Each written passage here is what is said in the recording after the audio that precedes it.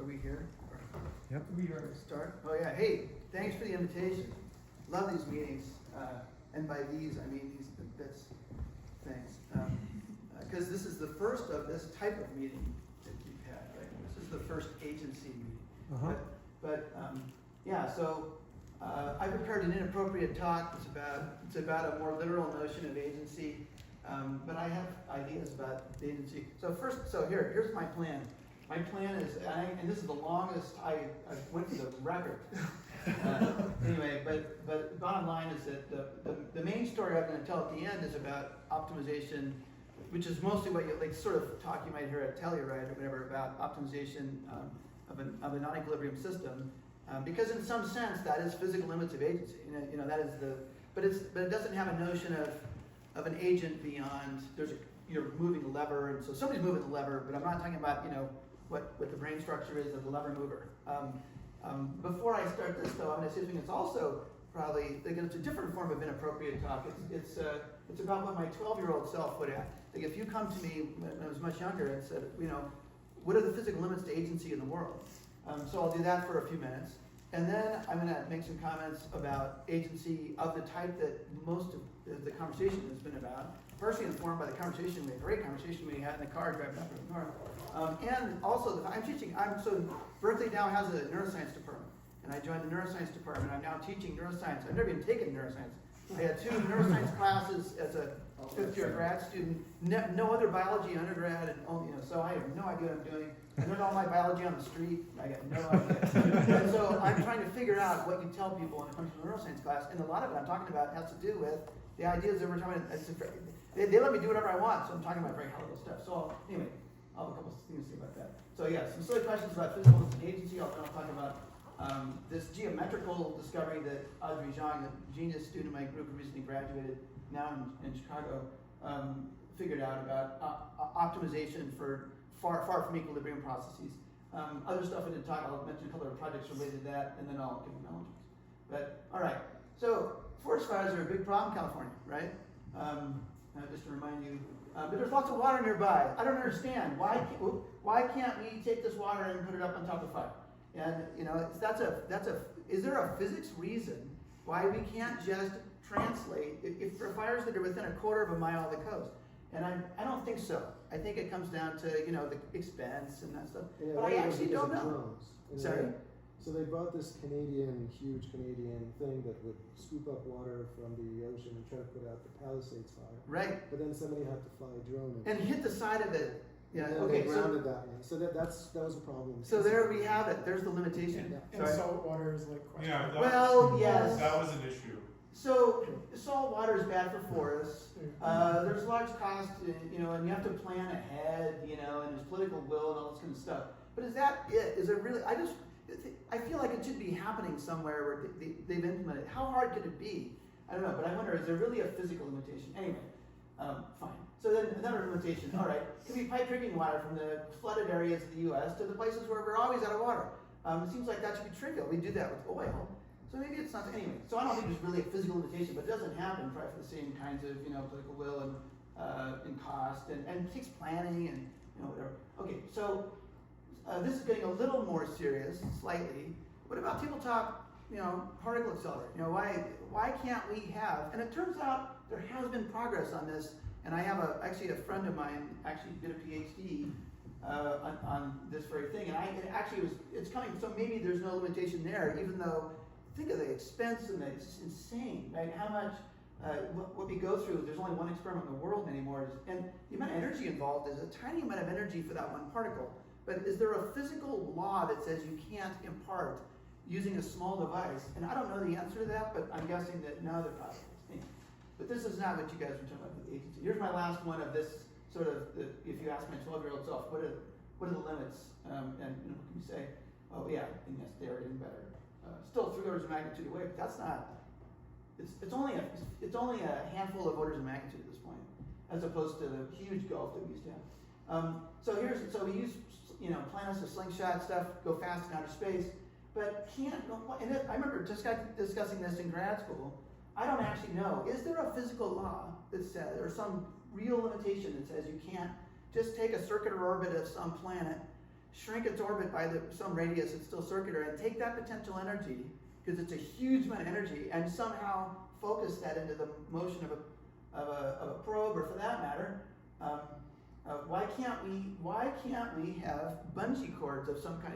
Is there a limitation on materials that says you can't have a rubber band between here and Mars that would allow you to go back and forth for free to Mars whenever you want and come back whenever you want? Yeah. So I was just going to ask, what's the difference between the first bullet point and the second bullet point? Isn't the second bullet point a description of slingshotting? So slingshotting, you use gravity as your tether to another planet, and then you go by the thing, and that's perfect. That's very sensible physics. We do it all the time. What I want to do is, and it's true. You're going to say, yeah, but you just altered that planet's orbit a little bit. Yeah, but I want to be able to, in an arbitrary fashion. Like I want to go from circular orbit this big to circular orbit that big. Well, you want a lot. And I want to have a knob. And how fast do you want your probe to go? I think you just have to get it closer to the center of gravity of the planet, and that's limited by the There is an interplanetary transportation system where you can take large amounts of mass from here to Mars for free. It's because of the existence of chaotic, unstable orbits in the solar system. And so that's, yeah. Can you design that though to do what you Absolutely, want? yes. It just takes a long time, right? That's true. You don't have, Like you have a limited range of orbits you can select that have small enough energy. But yeah, but it's there. So that's interesting. Yeah. But in both of these cases, though, gravity is your tether. You could go so much faster, and it's so much better if we could somehow instantaneous or whatever. It's mostly compute. But if what I want is just to take some potential energy and then put it all into kinetic energy of my probe right now. Can we just compress a spring? Yeah. And then, So Well, that's getting off the planet. I'm saying this interplanetary transportation network, you have to get out near Lagrangian points, but then they're all connected. My point. yeah, that's slow though. But it's cheap. Exactly. It's cheap. What is your deal? All right. Yeah, you're right. You can start mining this We want stuff fast, in 10 cheap years. answer. Okay, so No, as soon as you get the I'm getting good answers. I like this. I'm gonna chase that down. We're on the same page. I'm gonna chase this down. Okay, so I'll take necessary less. Yeah, right. Are there limitations on springs and rubber bands that preclude this? And there probably are. Just how thick does this thing have to be, and how big of a range do you have to have, and its length, and still have it be not even linear, but just to have elastic properties. And anyway, I don't know. So this is okay. So that's a bunch of different kind of agency. This is going to be my next part. But before we get there, I'll say something that's about what people have already been talking about, which is, so I'm teaching this class in neuroscience. I'm allowed to say whatever I want, and so I've been teaching out of this book. Who knows about Max Bennett's book, A Brief History of Intelligence? Have you checked that out? Yeah. So I read that book, not a single equation in the book, and it really has lit me on fire. It's a great book. I recommend it. It does have some mistakes though. Sorry? The book, I mean, If it didn't, there's no way you could have the scope in that book without making mistakes. No way, no how. Most of the mistakes, I'm guessing, are because he's speculating, but you're saying you know things that are false. I read it and some time ago, I don't remember all the details, but there were some things that were enough in my field to go, no, this is just wrong. I would love to get your feedback on And it was details. like what's happening in fields where I don't know. as Yeah, much. sure. It's like the New York Times, Tuesday Science Times or whatever. Oh, it's fascinating. Oh, then it's my field. Oh, it's full of crap. but geez, but as soon as it's out of my field, oh, it's the best thing I've ever read. So the reason I like it is because I don't know of any other synthesis of how does the brain work with an evolutionary story. And it gives pat answers to everything. I mean, he labels some things as speculative, but there just isn't a synthesis out there that I know that's The Bible. yeah, but there's a big difference. There's a big difference with the Bible. In fact, the Bible is not even self-consistent. I read that book, and it's good. But anyway, what I would say though is my favorite thing I learned from the book though is what I want to say now, which is. So here's his model for everything works. He goes, okay, well, early vertebrates, they have reinforcement learning, right? In comes the mammals. Now they are going to model what the reinforcement learning part of the brain is doing with this not neo but older cortex. And what comes of this Well, one thing is intention is a variable in this model of the lower, and your face says you don't like it, but No. oh no, well, I'm over I interpreting. generally like the book. Just, But I would love to hear what criticisms there are of this idea, because I love this idea. So what is intention? It is the variable used by the first order model that sort of the mammalian, am I getting this right? Yeah, mammalian cortex has to include in its model of the lower parts of the brain. It's inferring so reinforcement learning, right? Okay, you got these hardwired, you want to get food, you want to avoid predators, whatever it is. You've got you've got your hypothalamus, that's signaling good and bad, and then you've got basal ganglia, and stuff. So you go up to this earlier cortex, and in the process of modeling that lower stuff, now you've got this notion of intentions and goals, right? And then there's a second order model, which is am I saying this the right way? I'm forgetting the stages now. Am I confusing primates with mammals? But you got a second order model that involves neocortex. Oh, that's mammals. So I meant to say mammals a minute ago, and I should have said vertebrates. It doesn't matter. The point is that you have this layered set of models, and each new model includes the under stuff as well as the environment in its model of the world. And goals, intention, volition, these things they're just part of these bigger models. And in fact, there's another book I like, maybe you don't like, I don't know. It's called, I'm just picking, it's Haight's book, come on, The Righteous Mind, right? You remember that one? I highly recommend that one. So, and there he describes how people do what they do not for logical reasons, that they confabulate later and will give you the logical explanation for why they voted for whoever it was. But really what they do is based on their gut, and which is based on the brain obviously, but based on things that aren't really based on a logical sort of argument. Anyway, bottom line with all this is that it's long. I don't say appealed to me, but it seemed reasonable to me that free will and all this. The brain's a machine. There are these experiments where you talked about brain stimulation. We talked about it afterward with the laughing example, right? People will confabulate. They will ascribe their personal will or some good causal reason that makes sense for why they do what they do. They have to make a consistent model. It makes perfect sense to me. That's what the upper level, that second order model is doing. Even when we know as an experimenter that, well, actually, all I did was I tickled this neuron over here that has nothing to do with the causation that they imagine or their anyway. So I like that idea. It seems plausible that that's the right way to think about it. That what's going on is, and the conversation we had in the car, one of the relevant things about that was you mentioned about these very recent, that there are more recent types of models that they're building on top of large language models, and in a different way than the specific thing that seems to be going on in our brains, a different kind of modeling, but nonetheless a layered, where you have models and models and models, and in those cases, perhaps we get emergence of notion of self and variables in that. So the point is, I don't know, it was interesting to me that in any scenario where you've got a fairly complex model and then you model it with another model, as a matter of necessity, probably what happens, you're modeling the environment and you're modeling self as part of that, you're going to have a notion of volition or intention or goals in that higher level model that's not the way I would have guessed if you asked me about this a few months ago. I would have guessed that this was a more fundamental thing. My goals, well, no, maybe it's just imposed by some high level thing, and what's driving everything is some reinforcement or whatever it is at the lower level. I don't know. That's a new idea to me, and I feel like it shouldn't be. That's a good idea. I feel like I should have had that idea a long time ago. And it's not specific maybe to the models that are doing the modeling.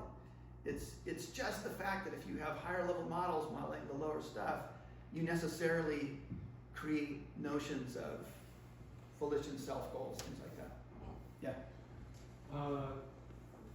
Is it because it's simpler to model some elements, agentic elements in this agent world, agent environment feedback loop as having a goal as opposed to having a more mechanistic explanation? I think it's not just, like, there's two ways to say, I guess there's two ways to think about it. And I think the way Max Bennett, the author, thinks about it is it's an invented, in the same way that when you, like, he gives the example, in the same way that when you see, I don't know how things, but some ambiguous figure where you've got three Pac-Mans facing toward the middle, and people interpret that as, describing it. You've seen these things, right? You've got a Pac-Man here.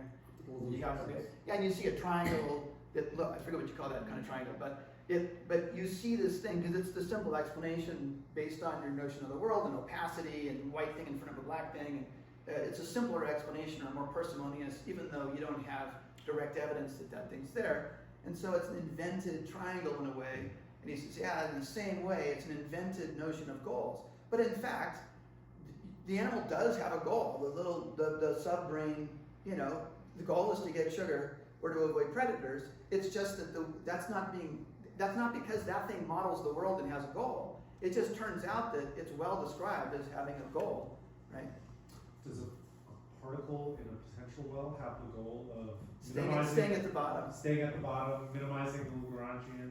So my knee-jerk reaction is no. But it could be that, so it's a good question whether that's the right analogy for what a reinforcement learning circuit is doing. I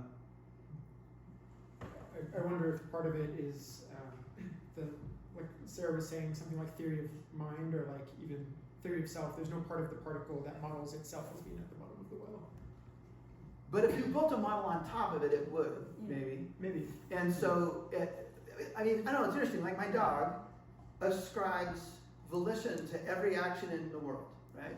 Like, it's scared of the umbrella, it's scared of, like, its model of the world is, when things happen that surprise me, it must be because another agent did this. And I've talked to her about this many times. But Your dog. My dog, and she built on this. She ascribes. I do talk to my dog, but she ascribes anything that happens in the world. So her model of the world is it's all agents, right? Everything is an agent, right? And that somehow I thought of that from what you just said, and I forgot what you said. Barking at an umbrella or something. Yeah. So agency is relative. We ascribe agency to each other because we surprise each other, but maybe we And by analogy. Yeah. And by analogy. Because we believe we have agency. Yeah. We're maybe less willing to ascribe agency to an ant because an ant will more rarely do things that surprise us. No. Yeah. There's this view of it, right? That agency has to do with computational power. If you have enough computational power, nothing would be an agent. Yeah, and that's Everything why is explainable through your mental model. So that makes sense to me. That's why I also think earlier the discussion about whether we're going to ascribe agency to humans but not to AI. Well, AI is going to be smarter than me pretty soon, so I may be ascribing more agency to AI than me, and I'm off the hook, right? If things don't go well. It's not my But fault. will it ascribe agency to us? I think, yeah. As I said earlier, I'm an optimist for no good reason.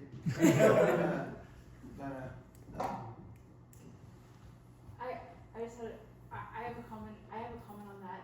If somebody can remind me to ask me what ChatGPT says to me about how it was modeling me at some point, I will let you guys know. It is modeling us as agents according to ChatGPT.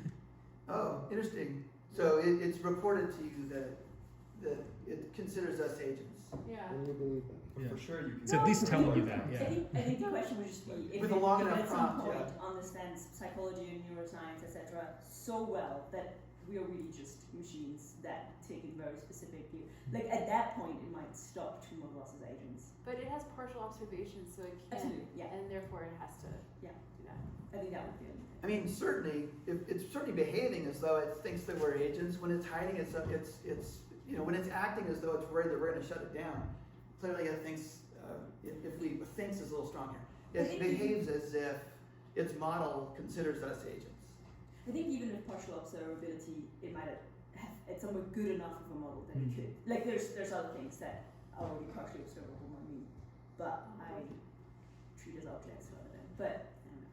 But one thing is worth saying, so that on top of these models, they've built these. Like if you ask it, "Are you conscious?" Yeah. it's not really going to give you an answer. It's like Yeah. there's something that's grabbing that question. Yeah. There's like another chatbot. Anyway, But so I that's don't know the- about, what about agent, but I wouldn't be surprised if something caught that in the middle and didn't really let the I thing agree. answer. I agree. Because you don't want to hear the answer. Nope. So, if that's a natural pause, I could go into StatMech. Or we could talk more about the brain. I don't know. StatMech, all right, I'll do that. And this is just, it's a pretty quick story, because I'm not gonna give you all the details. Even if I had them all swapped into memory perfectly. But here's the basic idea is, oh yeah, and all of this about agency, so I can go, talk about whatever I want. Anyway, in fact, the first paper I published with one of Patrick and Gavin and David Seaback, right, we published my introduction in non-equilibrium StatMech. One of the first papers that cited us was about how you can spin black holes down using ideas from control and everything to get maximal useful work out. So yeah, everything is fair game for there's my statement. What does spin down mean? Well, so if you have a curved black hole, especially if it's extremal, it's spinning as fast as it can. But even if it's not extremal, it's spinning. And it's hard to make things not spin, have all the mass come in so that it's just exactly at zero angular momentum. Chances are it's like a ballerina, or sorry, not ballerina, ice skater bringing the arms in, and it's going to spin like crazy, right? So you could try to take that energy out for useful work. And this guy, I forget his name, wrote a paper on how you could optimally do this with the black body radiation, 3 degree Kelvin black body radiation is the heat bath, and like as an engineering thing, very useful, for the future. Anyway, agentic humans or AI, whoever's around. Okay, geometry and thermodynamics. So there's a long history. This is my usual preamble. Lots of people thought about geometry and thermodynamics, but this was in the context of macroscopic variables, and they weren't thinking about microscopic stuff at that stage so much. It's a pleasure to run into George Rupiner coming to Telluride and stuff and talk to him about these things. Thermodynamic length sort of idea came about, but this was looking at systems that were irreversible. So you have an equilibrium system here, an equilibrium system here, but they're at different temperatures, but they can communicate some energy between them, and so it's out of equilibrium, but just barely, right? And then and it's very macroscopic description, as I just said. But it's gotten more and more refined over time, and Gavin Crooks, in the early 2000s, came up with some refinements. Again, looking at actually getting into the microscopic realm, but then among many other things, Crooks did. But then they extended this to more fully non-equilibrium systems, beyond irreversibility at least. So you're no part of the system is in equilibrium, but you don't want to be so far out of equilibrium. Well, in particular, they did, Seaback and Crooks came up with a beautiful geometrical description of of what the cost is when you go from one set of parameter values to another for whatever non-equilibrium system you've got, and it's derived in the linear response regime. So sort of the Kubo style linear response from condensed matter stuff way back in the several decades ago, quite a 100 years ago, a long time ago. But then we made a couple of extra assumptions as well. They assumed slow driving. And one thing I won't talk about today is that we're working on a paper that's going to be on Erica pretty soon that makes sort of a comprehensive description of all the different kinds of linear response people have been using in non-equilibrium StatMech. Some of them result in geometrical descriptions like this. Some of them don't. Some of them make assumption, like Sebastian Defner makes an assumption about weak driving, but that's different than slow driving. And Ndibiandu was, I think, the first to recognize that there are these different regions in the space of all things you might want to understand. Anyhow, so that's a paper that'll be out soon, but not out yet. Where we make a comparison and we look at the second order and third order. We look at the full expansions in various different assumptions you make beyond linear response. And the reason for this paper is so I will not be confused anymore, because I can't keep it all straight. But students in my group spent a lot of time and put together a long expository paper with all this stuff. So, okay, this is just my expository lump with a bunch of math, but the point is that if you do this slow driving regime in the linear response, linear because you assume you're forcing on the system, your conjugate forces, there's a linear relationship between the difference between lambda is your control parameter, your lever, whatever it is. Maybe you got 7 levers, so there's a little subscript, there's a vector of different control parameters you got. You take the difference between what the value is right now of the lever, because you've been changing it over time, right, compared to what it was at some point in the past, and you integrate over all points in the past, and you have some factor in the front to make a linear equation out of this thing. That's your linear response. Turns out this takes a nice form, which after some algebra and making a couple more assumptions that David Sivak and Gavin Crooks first made, you wind up with this nice excess power, the amount of power you have to deliver beyond what Landauer would tell you you have to do if you did it quasi-statically, right? It's the extra amount beyond the difference in free energy as you go along. What you wind up with is something that looks like a metric sandwiched between two derivatives with respect to time of your control parameter vectors, and this allows you to use differential geometry to find geodesics that are your optimal paths. And this depends only on the equilibrium properties of the system, even though you can look at when it's out of equilibrium. So it's a powerful, it's beautiful. This has been a workhorse for my lab. We've published lots of things in this direction, and it's been a lot of fun. Oh yeah, geodesics, there they are. Shortest paths, based on this new notion, new as of, 13 years ago, whatever, of thermodynamic length that Sivak and Crooks came up with. What projection is that? This is not a Mercator. Is that what you're asking? Yeah. I don't know what projection this is. It's not. In fact, it's not even a projection. It's a funny picture because I don't have any demos when I do. But thanks for that. I'll think about that. Maybe it is a projection. I don't think so. But some projects of optimal. Oh yeah. So you follow geodesics, right? That's the name of the game for this geometrical thing. Requires constant excess power, which is an interesting observation result. It's independent of the total duration. You just scale it, right? And it's time reversal invariant. So if you go from A to B versus B to A, you get the same answer. Geodesics is the same. Why is this true? You would think it's out of equilibrium. That shouldn't be true. Oh, it's because we're in a linear response regime plus it's slow driving. So that's why these things happen, right? And can be calculated based on. Yeah, I already mentioned that. Okay. Beautiful. All right, so that's all old stuff. There's no systematic way. Oh yeah, how do you? Well, it turns out, you mentioned Patrick.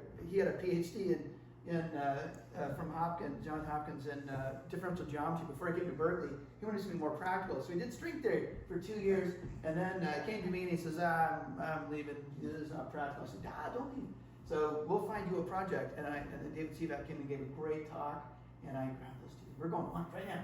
And so I had somebody who knows how to solve for geodesics and killing fields and all that stuff, and somebody who's got, somebody with a hammer and somebody with a nail, and we figured it out. So anyway, so that's all about if you're in linear response regime. How am I doing for time? 5 minutes. Right on. So it turns out there's this thing called optimal transport. Who hasn't heard about optimal transport before? Yeah, okay, all right. So here, the simple way to say it is that if you've got, and there's different kinds of optimal transport. This is the L2 form. If you've got two distributions, and you can think of them as sand piles, and you want to convert one to the other in the least expensive way, and what you pay for is the square of the distances that each of the grains of sand have to travel. That's what you want to minimize. And it has to do with moving sideways along. These are distributions, right? So moving along the x direction. And I went that way just because I happened to choose that and that, and maybe. But you could imagine you going both ways, and you could have more complicated situations with whatever. So, but the basic idea is you want to minimize how far you travel each of those sand grains squared. It turns out, and it turns out there's a geometrical picture, which I'm not going to describe in much detail, but the Wasserstein metric describes in the same way that I just mentioned differential geometry in a different context a minute ago. You can look for geodesics in a space for finding the optimal way to move this grains of sand from here to here, and you can do this. This is a one-dimensional picture. One dimension is easier to think about. You go to 2 dimensions and higher, it gets harder to think about. But the Wasserstein metric is your friend, and it turns out there's a principled geometrical way to get the right answer to minimize that cost. Now the reason I bring this up, even though that's a different kind of a metric than the one I showed before, is that Audrey Zhang, the student in my group, figured out that they're equivalent, that thermodynamic geometry is equal to this Wasserstein metric, this Earth mover's distance, if you restrict yourself to the space of equilibrium distributions for your control parameters, which is a wild result. People already knew there was some relationship there, but what Audrey showed was that you can actually, she came up with a simple prescription for how you can come up with optimal protocols when you're far from equilibrium, not in linear response anymore, based on that relationship. And the paper is published, it's actually been out for about a year on PRL. So this stuff's published if you want to check it out. And I'll say one more thing before I show some pictures, which is that she was scheduled to give lab, it's happened a couple times with her. She was scheduled to give lab meeting, so I said, hey, you're up for lab meeting, you know that in a few days. Oh, okay, I'll come up with something. So she went home and she's sort of fiddling around with this stuff. Comes in a lab meeting and she goes to the blackboard as she does, you know. And Adam, she and Adam have this sort of friendly rivalry. They keep it, you know. And Adam watched that. So that's the best thing I've ever seen. You have to publish. He goes, I'm not going to publish. You know, he said, no, you had. And he wrote her until she wrote a paper and published it. And the reviewers at PRL, they wrote back and said, it's as is. You know, we'll take it. That never happens to me. So anyway, so it's a good experience. So as I described, the differential geometry, the thermodynamic geometry picture, Sven Crookes, that's inexact. Optimal transport was known before anything we did to be exact, but you know you have to solve these nasty partial differential equations. It's not like you're finding geodesics and some and the solutions may not exist depending on whether you're and there's a bunch of technical issues, you know. But there was the germ of something. There's underlying this is something interesting structure. Audrey proved that these things are actually the same if you restrict yourself to equal distributions of the lambdas. So she goes, yeah. So that means what you want is some kind of counter-diabatic forcing. What you want to do, and people have already developed theories of counter-diabatic forcing. What is that? That's where when you turn the knob from one set or to a set of knobs from one set of values to another. If your control problem isn't just minimizing how much work, which is what we want to do, but maybe what you want to do is control the shape of the distribution throughout the process, even though you're doing it in finite time. And the usual thing people choose to do, even, I don't know if it's for a deep reason, I don't know what their reasoning is, but what people often would do is sort of make it look like the equilibrium distribution, you know, the Boltzmann distribution or whatever, based on whatever the current value is for your control parameters. Right, so if you change the stiffness on the spring, well then change the Gaussian, shape, so it looks like what you'd get if you waited an infinite amount of time, right? By adding extra forces, right? Well, so what Audrey did was she goes, yeah, well that's what we need to do here because that'll allow me to get this exact solution for the Wasserstein metric, which actually minimizes the work. So if you want to minimize the work and you want to go faster than minimum, then linear response will allow you to go and still be good with that approximation. The procedure is, the procedure is, okay, so here you go, here's what you want, just a picture of it. Here's your, throughout, you're changing your lambda parameter, or parameters, and you get different, you have a target distribution everywhere along the way that looks like your Boltzmann distribution for that value. And then, and here's your, your Hamiltonian, your control parameters, anyway. A bunch of people have already worked on this. I guess did this some work. The intuition here is, it turns out if you can make it look like the equilibrium distribution throughout the process, it sort of makes sense. It's like a quasi-static process. You're sort of forcing it to be, and if you can come up with forces to do that, right? But then the other thing is what Audrey shows is that the values of the control parameters throughout this are exactly the same as what you get in linear response. So the procedure is, you do the same thing you do for linear response using Sivak and Crookes' trick. Yeah? I just want to say that we're coming to the end of the time. Yeah? So if you're close, I'm close. I'm close. So here's our algorithm.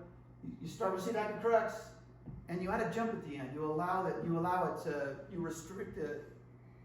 loosen the restriction at the end so that instead of just going from the initial point to the final point in parameter space, you go anywhere and then there's a KL divergence cost for you when you very quickly change your control parameter. You could easily trade those things off, very simple. And then you have your Fisher information metric, turns out is the right metric for this, for the counterdiabatic forcing, and then, and there it is. And then you add the two things together with the 1/time, duration in front of your counterdiabatic forcing, and it works. Here's the exact solution that Seifert did some time ago with the one case you can do exactly, which is the harmonic trap where you change the stiffness. And what Audrey shows us is, okay, here's CVAC and Crooks, not going to this point as you would, this is normally your final value, but to some value along here that minimizes the sum of the cost of the jump and the cost of this, so that's CVAC and Crooks plus the cost. And then this this is counterdiabatic forcing, this is the extra piece you add to your lambda parameter, your control parameters. It's a projection of the forces you want to make, which might be infinitely dimensional, might be huge. All the kind of forces you might have to do a perfect job of making it look like equilibrium. But in fact, what you do is you just project it onto your control parameter space, which might be 1 or 2 or 3 dimensional. And so it's not exact for that reason, but it's better than linear response by a lot. And you see it does a perfect job in cases where the equilibrium distribution is what any value of the parameter is going to give you. Well, anyway, I'm talking fast, but the bottom line is it works. You just add those two things together. And I love it because it's, and here's just more examples of, here's exact protocols for double belt potential, a more interesting model. And then here's the counterdiabatic geodesic protocols, and interesting features like this non-monotonic behavior you get right here, how you capture it here. You see there's a failure here. This one doesn't look the same as that one, which is one of the intermediate times. But for fast times and slow times, and for pretty far into the, you can go beyond the linear response level and continue to do well with this extra trick. Anyway, so yeah, does a good job. Other stuff I didn't talk about. I already did talk about the thing I wasn't going to talk about, which is that we have this paper with Sam and Audrey about the hierarchy, not hierarchy, but the different kinds of linear response. And then this is a generalized framework that I just described to you. This counterdiabatic forcing based on Wasserstein. They're generalizing into active matter systems, so you can have systems that dissipate energy all the time when you don't change the parameters. Audrey really did the work here. Anyway, thanks a lot.